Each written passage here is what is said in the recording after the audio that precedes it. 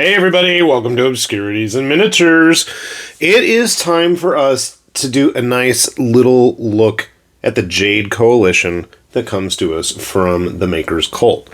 Now, we've had many models on this channel from the Maker's Cult, maybe not as many videos as I would like, just due to how addicting it can be to start printing their stuff, because the Maker's Cult has been one of those Patreon groups that really has continued to push the modeling aspect of tabletop wargaming, modeling, what have you, a lot more than a lot of the other groups out there. They have continued to refine all of their various armies, of which they've made quite a few impressive ones, considering they have, you know, that core team of artists working on them. And the Jade Coalition in particular, I was pretty impressed with. Not so much with the basic troops. I've got this pretty zoomed in. It's not the greatest paint job. If you want to see a boring unpainted one. There you go. Oh, wait, is this the same guy? Yeah, it is. Okay. He just doesn't have a backpack on. Why does this one have a backpack? Interesting. This is a regular trooper too.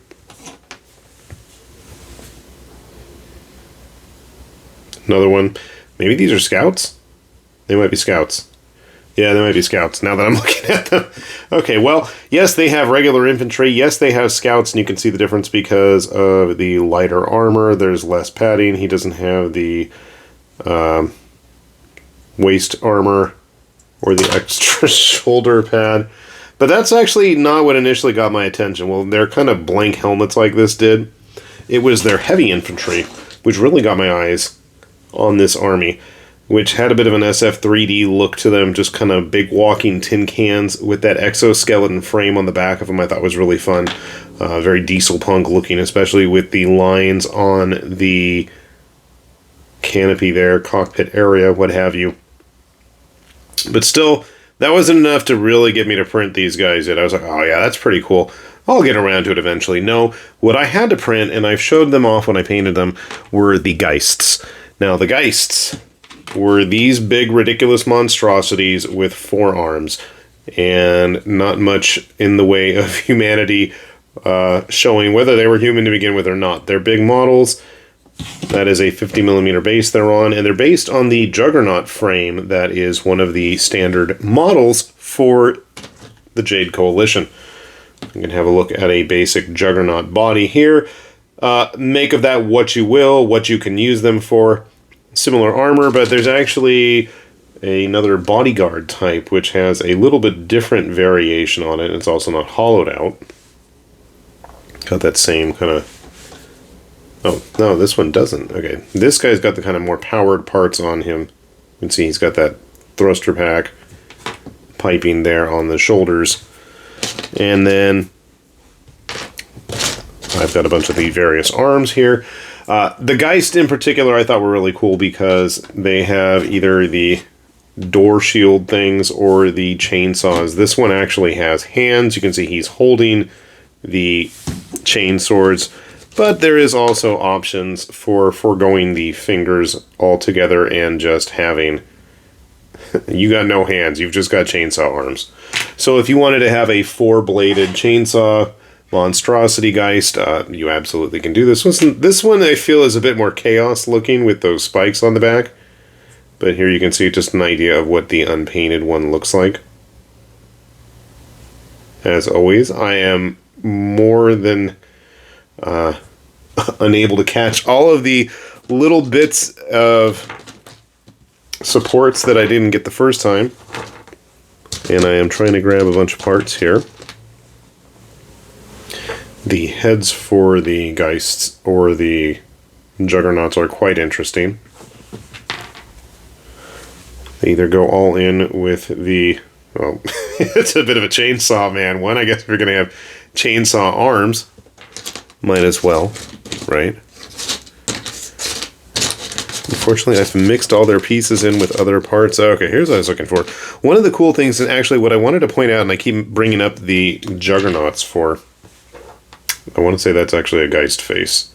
is the parts for both styles of larger bodied models are totally compatible with each other. So if you wanted to give your bodyguard types chainsaw arms, go for it. Now, they don't actually need to use those. They're actually supposed to have the typical big guns, although they do have the robotic arms there. Various types of shields. Now we get more fun stuff like clamps and blades and things, so if you want to make them more utility-based, that's always a fun option. And I got like another blade thing here. Oh, and I forgot one of the shepherds. Another of the basic units they have. They also have some veteran units that came out, and I thought I had some handy, but I don't. But again, it's a very fleshed out army, which is what I expect from the Maker's Cult, because they do tend to do that. But really, besides the Guist and the fact that it's a four-arm chainsaw-wielding biomechanical monstrosity at this point, is if you don't want to print or paint anything of that scale, they've also shrunk them down now to 6mm, which I thought was a really cool touch. But not only did they shrink their basic infantry down, they've also got some of the support artillery. And one of the cool things is all of these pieces are actually available in full size, full scale, typical stuff with all of the various options to build them however you wish. So these little creepy crawly quadruped gun emplacement things, they have quite a few varieties of those. We've got the walkers, of course. One of these days, I'm going to print one of these walkers and get it painted up in the Jade Coalition colors. I really like it. It's just like a head with legs and gives me a bit of a Rifts vibe with the Coalition stuff. Like the old skull walkers. But my printer is being really dumb, and it just wants to peel away at the center of the print plate, which is bizarre. I've changed the sheet at the bottom, I've adjusted the plate, but for whatever reason it still wants to keep pulling out of there. There's no dead spots or anything. It's just like the center of the plate and the front of it does not want to print. So we're trying to make it do in the meantime. But as I was saying, we've got the cool little gunship things, which have given me major Dune vibes. I don't know why. Maybe it's just the big armored bulkhead thing. They're supposed to be like kind of grav transports. Speaking of grav stuff, we've got their actual grav tanks. Now this was weird. It is flat on the bottom. I don't know if this is just an early print and if I should go back and do it again. That front gives off a very dieselpunk, 1930s car vibe.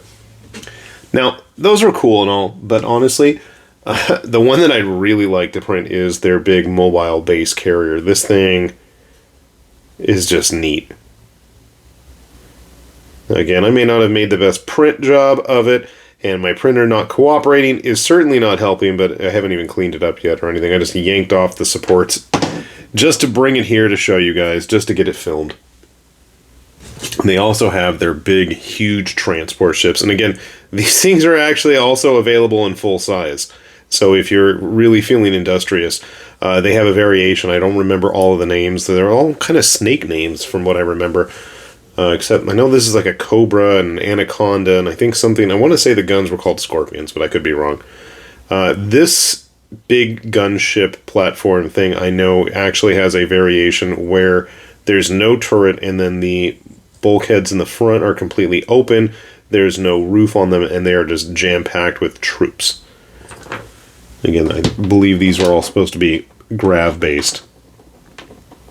So it's kind of neat to see that, not only have we got a very realized army in both traditional 28, 32 millimeter, whatever you want to call it, typical tabletop scale, but we've even got it down now to the mini stuff. And I'm going to hope and assume that somebody out there is going to have rules available for these guys. at that scale. So if you wanted to use them in other conflicts, whether it's an established game or one that is perhaps getting kickstarted soon by other companies that are playing in similar scales, you might have some options there in the near future. So if you haven't had a chance, by all means, as I've said many times before, we do have those links down below for you guys to take a look at this stuff yourselves. There is a lot of fun to be had. If you enjoy the modeling aspect and really tinkering with what all of your figures are going to be carrying at whatever scale they are, I really don't think you can go wrong with any of these releases. So do take a look then. And with that said, this has been High Lord Tamberlane with Obscurities and Miniatures, saying thanks for watching, and we will see you back here soon. Bye-bye.